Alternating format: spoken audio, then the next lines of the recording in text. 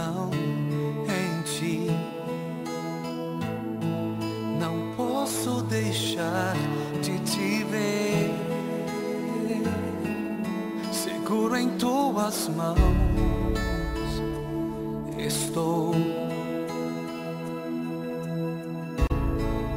A tua palavra me diz pra eu não me guiar pelo que vejo aqui, vivo pela fé.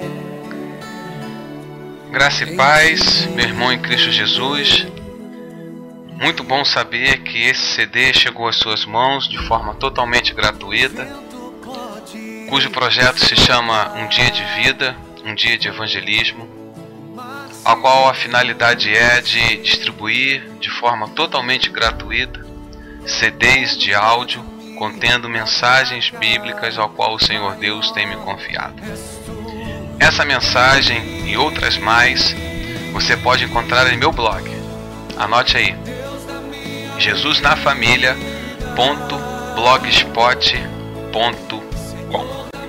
Hoje nós vamos abordar um texto que se encontra no livro do profeta Joel, capítulo 1, apenas o versículo 5. Livro do profeta Joel, capítulo 1, apenas o versículo 5. Enquanto você procura, e pode procurar com calma, ouça um pouco mais desse louvor.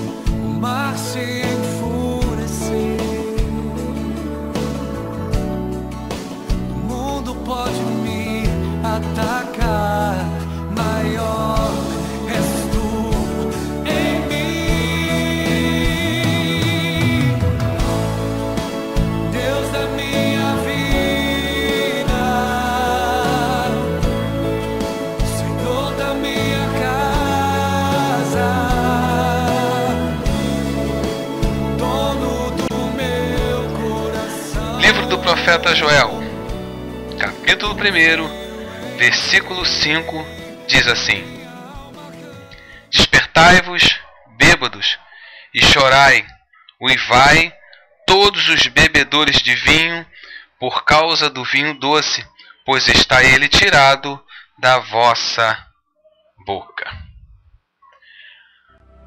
O livro do profeta Joel fala de um momento muito interessante que Judá estava vivendo.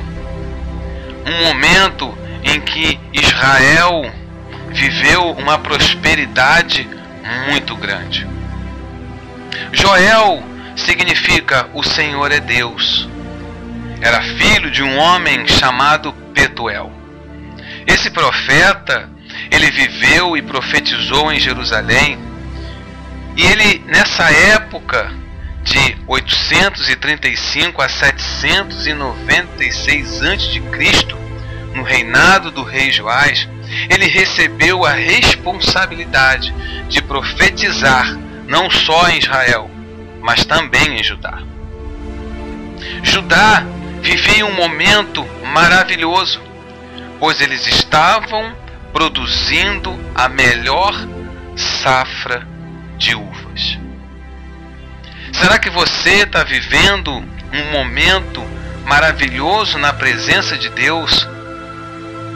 Porque Deus pode ter dado algo a você, porque Deus pode ter manifestado uma cura na sua vida, porque Deus pode ter dado a você, dispensado a você uma bênção material.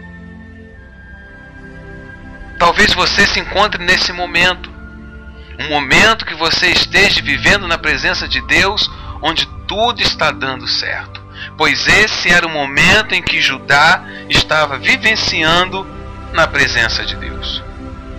A terra era ótima para o cultivo dessa fruta. Judá, nessa época, 835 a mais ou menos 796 a.C., ela estava sendo conhecida como a melhor terra de Israel.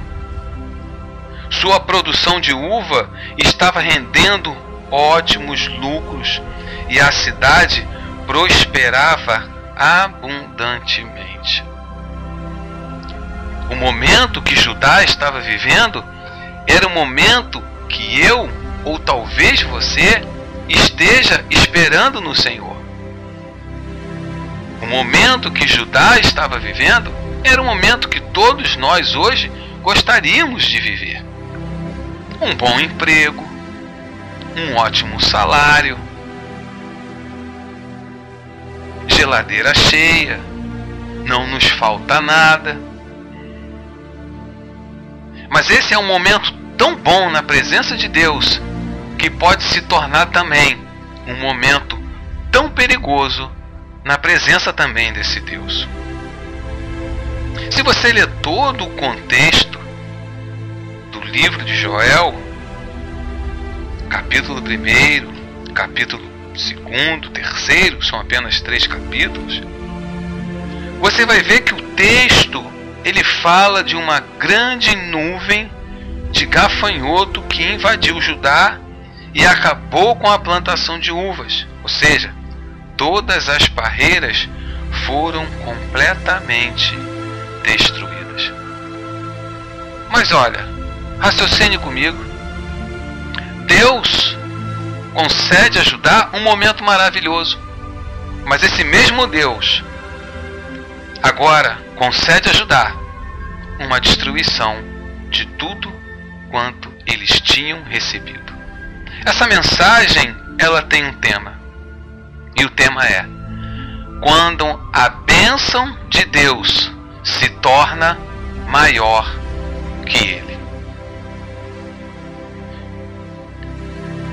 Esse momento que Judá estava vivendo de receber as bênçãos de Deus se tornou um momento perigoso, porque eles permitiram que aquilo que Deus o abençoou ou os abençoaram se tornassem maior que a presença do próprio Deus. E Joel, ele é levantado para este povo, Joel é levantado para esta nação para alertar que estava para acontecer uma total devastação. E era o momento em que Joel profetizou, quando eles estavam vivendo uma total prosperidade. Repare que naquela época o povo não deu ouvido a Joel. Sabe por quê? Aquela nação não deu ouvidos a Joel? Porque quando nós estamos vivenciando o melhor de Deus, a gente acaba esquecendo dele. Quando nós estamos vivenciando a prosperidade de Deus, nós o deixamos de lado. Realizamos campanhas, 7 sexta-feiras, 7 domingos, 7 quintas, 7 quartas. Fazemos o impossível na presença de Deus. Vamos ao monte, jejuamos, porque estamos em busca de algo a ser alcançado e que somente Deus pode nos dar esse algo. Então fazemos de tudo o possível e o impossível para que alcancemos as bênçãos que Deus tem para nós. E Deus, pela sua infinita misericórdia, para alguns Ele concede, porque vai exaltar o nome dEle, porque vai haver um testemunho.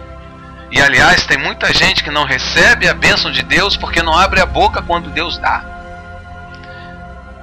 Se você não abrir a sua boca porque Deus lhe abençoou com um par de sapatos, Deus sabe que quando você receber algo bem maior, você vai se comportar dessa maneira. Porque é no pouco que Deus conhece quando Ele colocar essas pessoas no muito. É no pouco que você vai dizer para Deus quem você é. Porque Deus sabe que quando você chegar no muito, Ele vai conhecer e sabe do teu coração. Então realizamos o possível e o impossível para alcançar as coisas que Deus tem dado. Porém, quando Deus nos concede, nós o esquecemos. E Judá fez isso. E Deus, por sua infinita misericórdia, levantou Joel para falar com aquela nação. E talvez Deus me esteja levantando agora para falar com você. Você está vivendo num momento bom, num momento próspero, vivendo as coisas que Deus te deu, se deliciando com as maravilhas que Deus deu. É uma bênção nos deliciarmos com as coisas que Deus nos tem dado. Eu gosto de receber as coisas de Deus, mas eu não posso esquecer dele quando a bênção chegar. Porque a bênção que Deus dá nunca pode ser maior que a sua presença na minha e na sua vida. E o texto diz, no versículo 5, uma palavrinha muito interessante e perigosa para o povo de Judá. Porque Deus está chamando esse povo através da boca de Joel de bêbados. Bêbados. Deus está chamando esse povo de bêbados.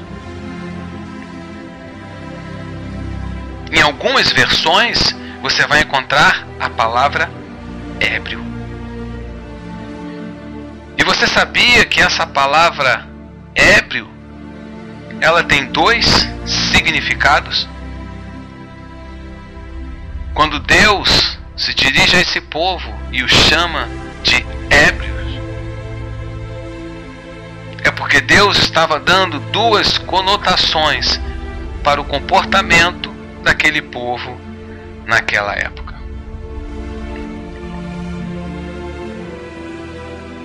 Bêbado, nós sabemos o que é. É a pessoa que se embriaga habitualmente, que é dado ao vício de beber. Agora, raciocine comigo.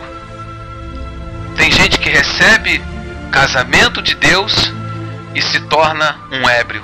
Eu vou explicar o porquê. Tem gente que recebe o ministério de Deus e se torna um ébrio. Tem gente que recebe as bênçãos materiais de Deus e se torna um ébrio. Tem gente que recebe a salvação no nome do Senhor Jesus Cristo e se torna um ébrio. Mas presbítero, ébrio é derivado da palavra bêbado, e o significado é o que se embriaga habitualmente, que é dado ao vício de beber. Mas lembra que eu falei que tem outra conotação essa palavra? Então preste atenção no que eu vou te dizer.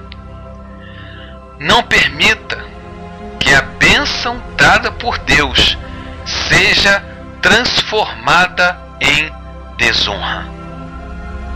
É isso que aquele povo fez. Pegou a bênção que Deus tinha dado e permitiu que fosse transformado em desonra. O que Deus lhe deu e o que você está jogando fora. O que Deus lhe deu e está escorregando pelos teus dedos. O que Deus lhe deu e você não está sabendo administrar. O que Deus lhe deu e você está permitindo perder. A bênção que Deus nos dá nunca poderá ser transformada em desonra. Então, o seu casamento precisa ser honrado. O seu ministério precisa ser honrado. O teu trabalho que Deus te deu, com bom ou não salário, precisa ser honrado. Quando você não honra a sua esposa, você não está honrando a bênção que Deus te deu. Esposa, quando você não honra o seu esposo, você não está honrando a bênção que Deus te deu. Trabalhador, quando você chegar atrasado no seu emprego, você não está honrando a bênção que Deus te deu. Quando você não faz do seu ministério algo produtivo em Cristo Jesus, você está honrando, você está deixando de honrar o ministério que Deus te deu. Então é necessário que nós não só recebemos, ao recebermos a bênção de Deus, não é só necessário recebermos, mas acima de tudo transformá-lo em honra. O que na sua vida está te transformando num bêbado? O que na sua vida não está fazendo com que você abra seus olhos e veja que a bênção, a honra, está se transformando em desonra? Então jamais permita que a bênção dada por Deus seja transformada em desonra. Só que essa palavra ébrio, ela tem outro significado. Porque da mesma maneira que existe a derivação da palavra para aquele que se embriaga, também existe a derivação da palavra para o ébrio de prazer.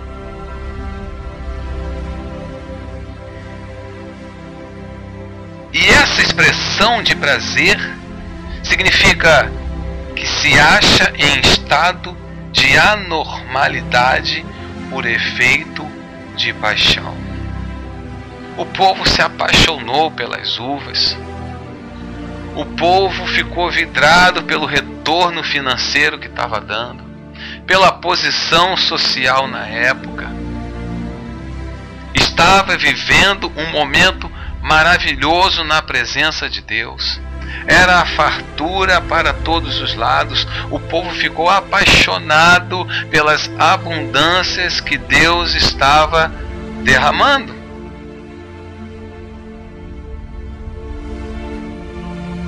Só que quando a gente se apaixona a ponto de esquecer Deus, não vale a pena. Esse povo permitiu que a bênção se transformasse, ficasse elevada a um patamar maior que Deus. O que é mais importante na sua vida? As uvas ou a presença de Deus? O que é mais importante na sua vida? As bênçãos, se deliciar com elas, ou a presença de Deus? Quantas pessoas hoje vão à casa de Deus atrás de bênção, atrás de cura? Não tenho nada contra isso, porque o nosso Deus tem todas essas coisas na palma da sua mão. E Ele tem prazer em nos abençoar.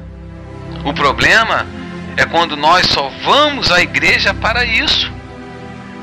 Porque a finalidade de nós estarmos na casa de Deus não é buscar as coisas que Ele pode dar, é buscar a sua presença. E quando nós buscamos a sua presença, todas as coisas são acrescentadas. É o que está em Mateus capítulo 6, versículo 33.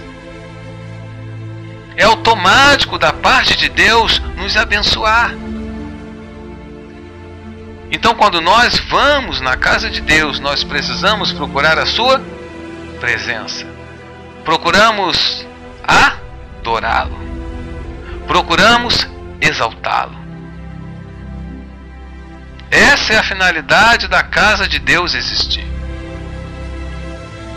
Jesus, quando chegou à porta do templo em Jerusalém, acabou com os comerciantes, acabou com aquela feira de camelódromo que estava estabelecida no pátio do templo.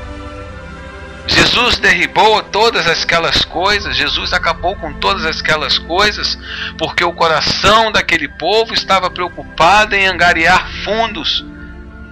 Existia adoração de tempo em tempo dentro do templo, e as pessoas traziam os seus sacrifícios, as suas pombas, as suas rolas, os seus pássaros.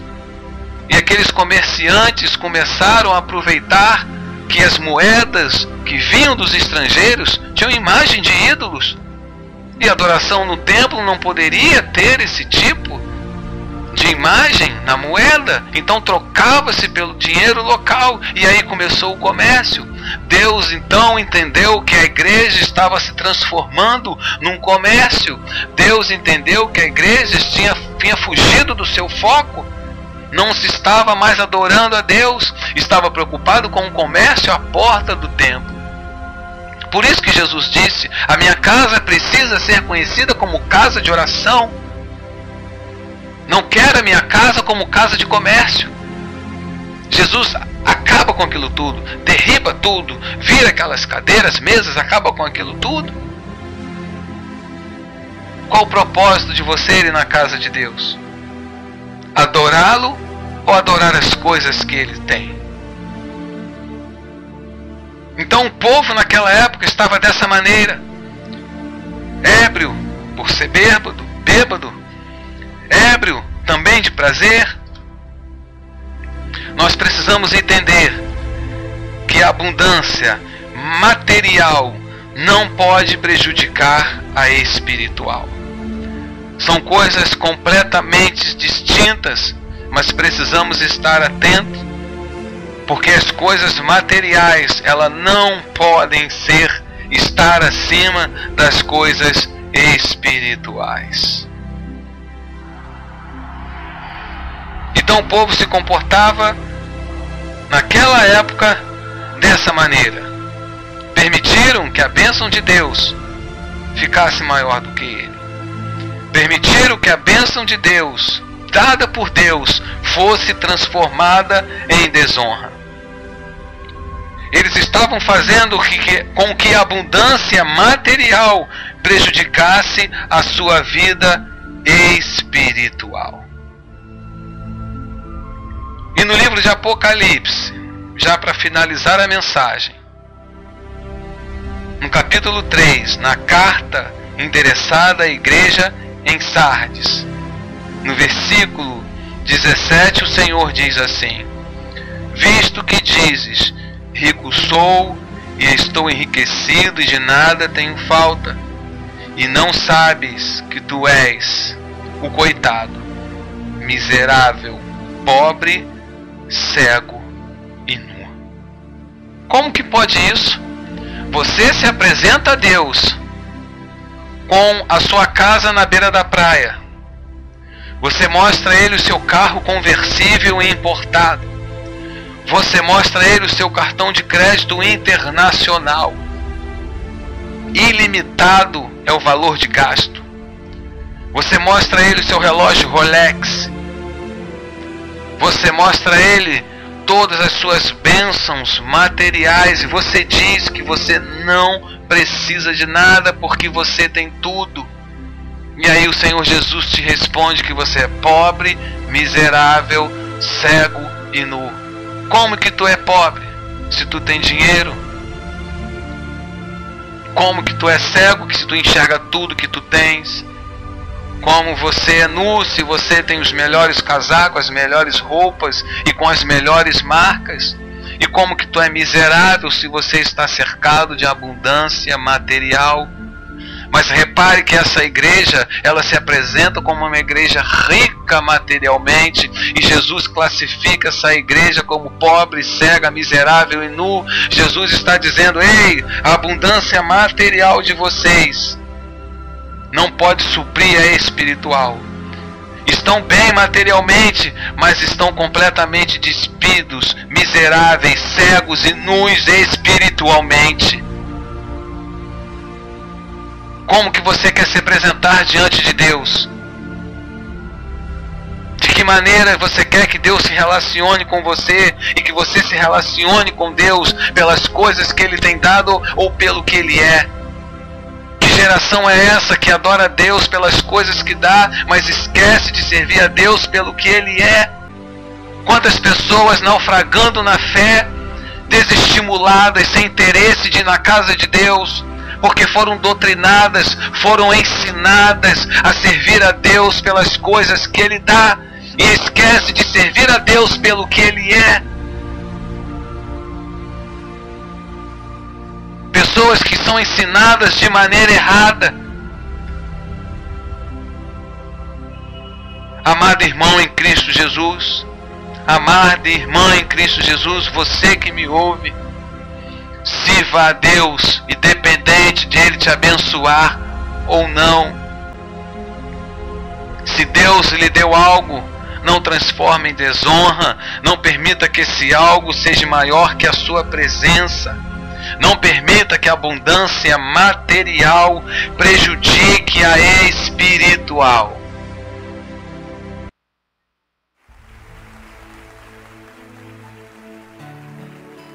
Eu quero te agradecer, no nome do Senhor Jesus Cristo, por você ceder a Deus, não a mim, o seu precioso tempo para ouvir essa mensagem. Que o Senhor Jesus te abençoe e te guarde. Que Deus possa ter feito em seu coração uma grande mudança, uma modificação a ponto de que esta geração e a geração dos nossos filhos venha a entender que o nosso Deus é capaz de abençoar, mas nós os servimos, nós o adoramos, o exaltamos pelo que Ele é e jamais pelo que Ele dá. Que o Senhor Jesus te abençoe e te guarde. Eu sou o presbítero Marcelo e para mim foi uma tremenda gratidão compartilhar com você a preciosa palavra do nosso Deus. Maior és tu em mim, Deus da minha vida, Senhor da minha casa, dono do meu coração. Confio em ti.